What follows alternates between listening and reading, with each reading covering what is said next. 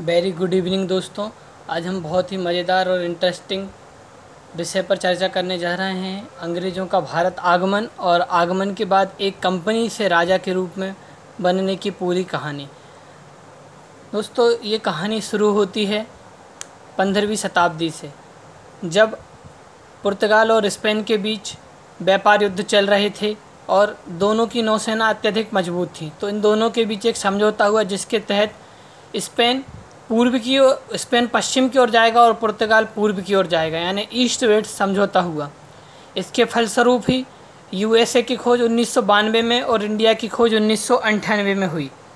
और जब इन दोनों की सफलता देख बाकी यूरोपीय देशों को पता चला, तो फिर अन्य यूरोपीय देश भी व्यापारिक मार्ग की खोज के लिए निकले। व्यापारिक मार्ग की खोज का मुख्य उद्देश्य ये था, क्योंकि ये यूरोपीय जो महाद्वीप है ये उच्च अक्षांश में है, यहाँ पर बर्फ़ अत्यधिक मात्रा में रहती है और यहाँ खाद्यान्न फसलों का उत्पादन बहुत ही कम होता है। तो ये लोग मांसाहार पर अधिक निर्भर रहते हैं और मांसाहार में गरम मसाले जैसे कि इलायची, लौंग, काली मिर्ची, जिसे यवनप्रिका के नाम से जाना जाता है, की मांग अत्यधिक थी। जब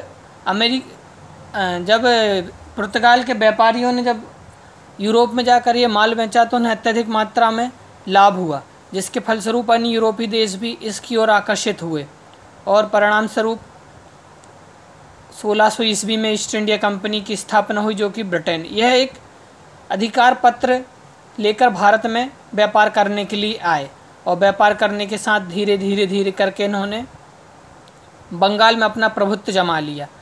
1717 की एक घटना है जब मुग़ल शासक फारूक शेर ने इनको एक व्यापार अधिकार पत्र दे दिया। इस व्यापार अधिकार पत्र के पीछे की एक छोटी सी कहानी देखने को मिलती है, जो कि इस प्रकार है कि जब फारूक शेर की तबीयत ख़राब हुई थी तो दो अंग्रेज़ डॉक्टर जॉन सुरमन और विलियम हैमिल्टन के द्वारा उनका इलाज कर दिया गया था। तो उससे प्रसन्न होकर फारूक शेर, जो कि लंपट, जो कि घृण्य कायर के रूप में जाना जाता है, उसने अंग्रेज़ों को व्यापार एक अधिकार पत्र दे दिया, जो मैग्ना कार्टा की संज्ञा दी जाती, जिसके तहत अंग्रेज़ संपूर्ण बंगाल में बिना किसी रोक टोक के व्यापार कर सकते थे।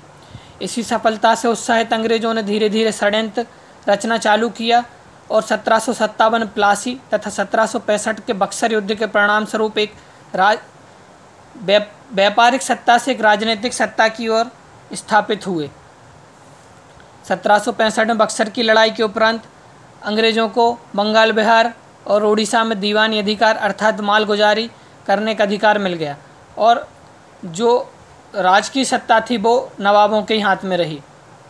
परिणाम स्वरूप बंगाल इन 7 से 8 सालों में बहुत ही ज़्यादा दयनीय स्थिति में पहुंच गया। इस स्थिति को देखते हुए 1773 में रेगुलेटिंग एक्ट पारित किया गया, जो कि कंपनी के अंत की शुरुआत तथा ब्रिटिश महाराज या ब्रिटिश राजघराने का भारत में अधिकार की प्रारंभ माना जा सकता है। सर्वप्रथम उन्होंने कंपनी को रेगुलेटिंग करने के बहाने से बंगाल, बिहार तथा उड़ीसा के लिए एक ही गवर्नर की काउंसिलिंग कर दी तथा बम्बई और मद्रास के गवर्नर भी बंगाल के गवर्नर के अधीन आ गए और इस तरह पहले गवर्नर जनरल वारेन हेस्टिंग्स बने और कंपनी के व्यापारियों को निजी व्यापार करने, रिश्वत लेने आदि पर रोक लगा दी। कोर्ट ऑफ डायरेक्टर की स्थापना करी गई, जो कि ब्रिटेन सरकार के प्रति उत्तरदायी था। राजस्व, सैनिक और दीवानी मामले ये अंग्रेज़ों के समक्ष रखता था। अब यहाँ से आप देखेंगे ये वाला जो टाइम पीरियड है अंग्रेज़ों के आगमन से लेके 1765 तक, इसमें कंपनी ने एक व्यापारिक सत्ता से राजनीतिक सत्ता हासिल करी और जब अंग्रेज़ों को लगने लगा कि अब कंपनी बहुत ज़्यादा संपन्न होने लगी है तो उन्होंने 1773 में रेगुलेटिंग एक्ट पारित कर दिया। इसी के परिणाम स्वरूप अगला एक्ट आया पिट्स इंडिया एक्ट।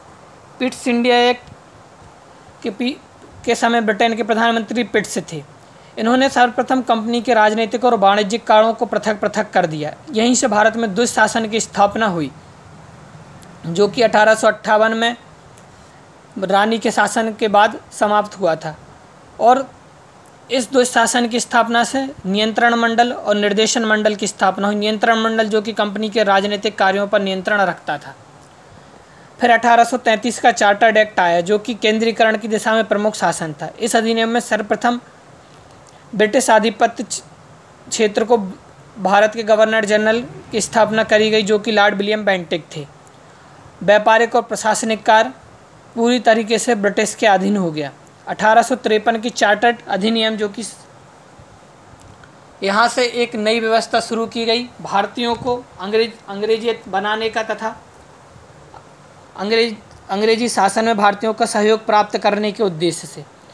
मैकाले समिति की स्थापना करी गई तथा 6 गवर्नर जनरल की परिषद में 6 सदस्यों को निर्वाचित किया गया, जिसमें 4 सदस्य बंगाल, मद्रास, बम्बई तथा आगरा से थे।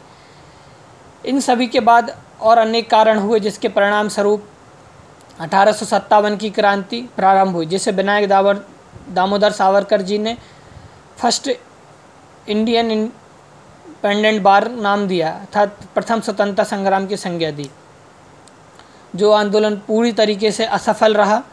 इसके बाद कंपनी को यह महसूस हुआ कि भारत में बिना फूट डालो राज करो के शासन नहीं किया जा सकता। इसी उद्देश्य की प्राप्ति के लिए उन्होंने भारत में दुशासन को समाप्त करके पूरी तरीके से अपने अधीन ले लिया।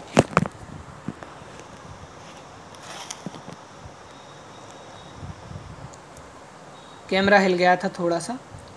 1857 में क्रांति के बाद 1858 में एक अधिनियम पारित किया गया, जिसमें दुशासन की समाप्ति हुई। दुशासन जो कि 1784 में नियंत्रण मंडल और निर्देशन मंडल के रूप में स्थापित हुआ था। भारत सचिव नामक एक नया पद सृजित किया गया तथा वायसराय नामक एक नया पद सृजित किया गया।